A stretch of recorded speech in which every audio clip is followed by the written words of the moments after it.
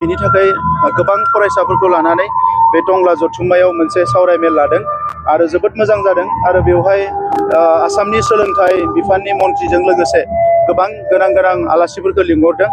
आं मिजिंथिदों बे सावरायमेलनि गेजेरजों बे ओनसोलनि फरायसाफ्रा जोबोद लाब जागोन आरो बिथांमोना फोरोंगिरिया जेखौ फोरोङाखै एबा टेक्सट बुकआव जेखौ मोनाखै बेबायदि गोदान गियानफोरखौ मोनगोन, जायनि गेजेरजों गावनि जिउ दानायाव बिथांमोना जिखिनि कनफिडेन्स नांगौ बेखौ बिथांमोना लानो हागोन। सार जितु बर' बाटालियन दानायनि मोनसे बाथ्राया गोसारबाय थादों ससियेल मिडियायाव, बे बाथ्राया बेसेबां सैथो?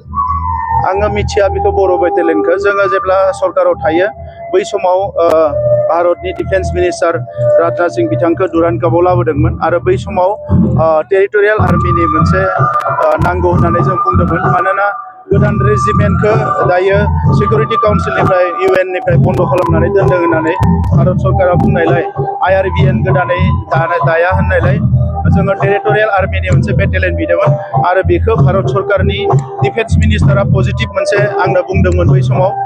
बिनि उनाव चिफ अफ द डिफेन्स स्टाफखौबो बै समाव लोगो हमदोंमोन, CDS-खौ बिथाङाबो बुंदोंमोन आरो आर्मि चिफआबो बुंदोंमोन। दा बे हिसाबै बावैसो आं खबर मोनदों जे टेरिटरियेल आर्मिखौ हयथ' जोंनि क'क्राझाराव बेखौ बिथांमोना होनो हायो आरो बिनि थाखाय जोङो खामानि मावनांगोन।